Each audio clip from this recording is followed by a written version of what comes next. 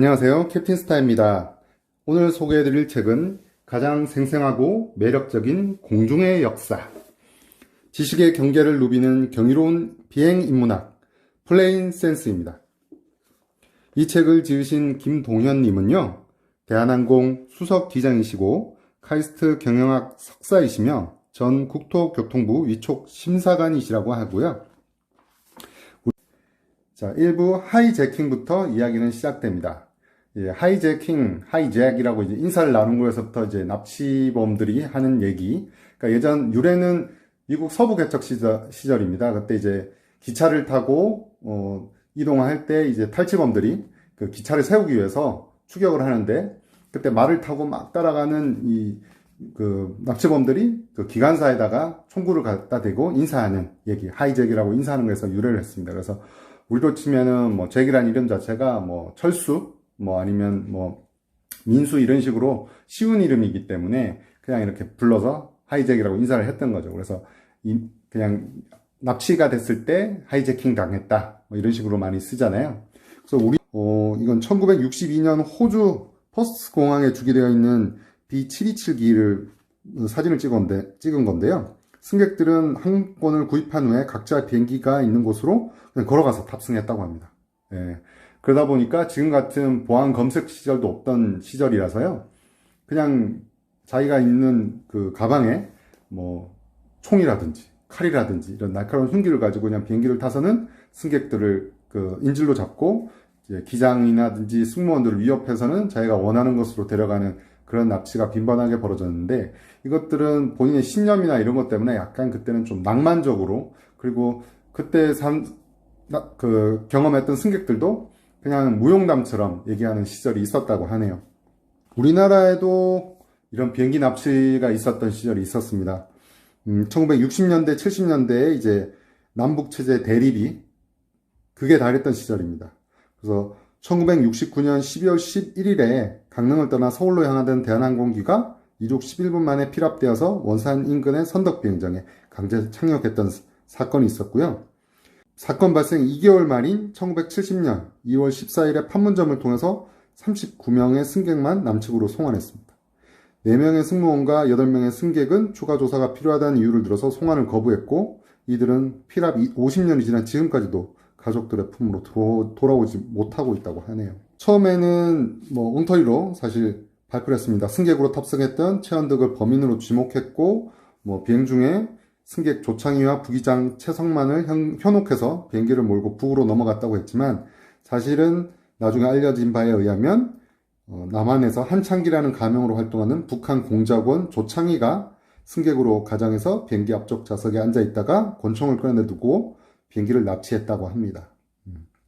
그래서 이때를 이유로 우리 국내 모든 여행계에도 무장 보안 승무원을 탑승시켰고 대한항공은 정부가 조치하는 별도로 전국 지점에 자체적으로 금속 탐지기를 설치하고 전산적으로 항공 보안을 강화했다고 하네요. 3부 제너드 순수의 시대를 호출하다 부분도 좀 인상적인 대목이 나오는데요. 앞서 두려움 없는 조직에서 조직의 심리적 안정감이 어떤 안전이라든지 사고 그리고 조직의 성과를 판가름한다라고 소개시켰던 내용이 있었습니다. 그 안에서 소개됐던 일화 중에 하나가 네덜란드 KLM 항공기와 미국 페난 항공기가 이제 충돌했던 사건이 있는데요. 그 사건을 또 이 책에서는 어떻게 다루고 있는지 조금 다른 시선으로 얘기하고 있는 부분이 있어서 소개를 드리겠습니다. 무려 583명이 한꺼번에 사망한 민항 역사상 최악의 참사는 활주로 위에서 타워의 지시를 잘못 알아들어 발생했습니다. 1977년 KLM의 B747이 타워로부터 이륙 허가를 받지 않고 이륙하다가 활주로를 빠져나가던 페남 B747과 충돌한 것입니다. 이 사고는 지금까지 가장 많은 희생자가 발생한 역사상 최악의 항공사고로 기록되어 있습니다. 자, 이런 식으로 KLM과 페남기의 충돌 상황을 재현한 사진이 있습니다. 스미소니언 채널에서 나온다는 거고요. 그리고 이거는 당시 현장 사진인 것 같습니다. 페남의 747에서 뛰어내린 승객들이 필사적으로 비행기에서 벗어나 숨을 몰아쉬고 있다는 내용입니다. 예, 이 사진이 바로 B747 조종석에 앉아있는 이 KLM 항공기의 제이콥 기장입니다. 항공사고는 여러 가지 요인들이 서로 인과관계를 이룬 끝에 발생합니다. 제이콥 기장이 이륙 허가를 받지 않고 이륙했다는 사실은 사고의 원인이 아니라 사고를 발생시킨 최종 행위로 정의해야 합니다. 원인이라는 것은 왜 그런 치명적인 실수가 발생했는가를 설명할 수 있어야 합니다. 그래야 똑같은 사고가 재발하는 것을 방지할 수 있습니다. 제이콥 기장님은 그 당시 아주 스타 기장님이셨습니다. 그래서 KLM이 B747을 도입할 때도 제일 먼저 첫 번째로 B747을 받아온 기장이었고요. KLM의 조종사 훈련부서를 총괄하는 임원이기도 했고, 회사 내에서는 B747기에 대한 최고 전문가로 인정을 받고 있었습니다. 그리고 수려한 외모와 함께 회사 내에서 최고 경력을 쌓고 있던 이 제이콥 기장님은 KLM을 대표하는 모델로 선정됐고, 닉네임이 바로 미스터 KLM이었다고도 합니다. 근데 이렇게 이제 기사에 이렇게 광고하고 있는 것을 보면 카피 문구가 KLM from the people who made punctuality possible. KLM 시간 약속을 지키게 해주는 사람들이라는 카피 문구를 볼 수 있습니다. 그래서 KLM을 대표하는 기장이었던 제이콥 기장은 회사의 정책에 누구보다 충실했고요. 그래서 항공기관사가 활주로에 아직 폐남기가 있는 게 아니냐고 물어봤을 때 나갔어 라면서 계속 제이콥 기장이 내달렸던 것도 이 정시성, 우리는 빨리 제대로 시간에 맞춰서 가야 된다. 그리고 이제 경제성을 같이 얘기한 거죠. 수백 명의 승객이 탑승하는 에어라인 비행의 우선순위는 첫째가 안전성, 둘째가 쾌적성, 셋째가 정시성, 넷째가 경제성이라고 이 책의 저자는 말하고 있습니다. 안전이 확보되지 않으면 정시성이나 경제성은 고려의 대상이 아닙니다. 그래서 이 사고가 봤던 여러 요인 중에 물론 이제 기장이 다른 부기장이나 그리고 타워에서의 관제를 무시했다거나 아니면 잘못 알아들었던 부분도 있지만, 그리고 이제 앞서 말씀드렸던 두려움 없는 조직에서처럼 자유롭게 이 의견을 제기할 수 있는 그런 분위기였다면 좋았겠지만, 약간 경직된 이런 내부 구조와 그리고 경직될 수밖에 없었던 게, 사실 이 사고기가 사고 났을 때 다른 공항으로 가려고 했는데 그 공항에 폭발물이 설치되어 있다는 그런 제보가 있어서 그 공항을 임시로 폐쇄하고 다른 공항으로 와 있다가 다시 원래 있던 공항으로 돌아가려고 하다 보니까 더 조급함에 조바심에 시달렸던 거죠. 그래서 뭔가에 좀 쫓기고 이렇게 마음이 급해질 때는 좀 더 여유를 가져야 된다는 게 사실 좀 더 이 사고의 교훈인 것도 같습니다.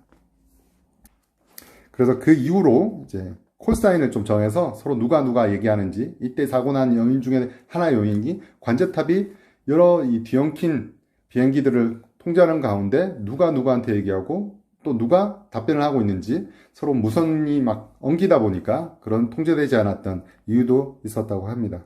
그래서 콜사인을 꼭 얘기하고 서로 이제 교신을 해야 되는 게 상당히 중요해졌다. 이런 모든 것들이 이제 사고가 나고 사실은 이런 것들로 보완되는 이런 내용들을 볼 수가 있습니다. 상당히 흥미롭고 재밌는 책이고요.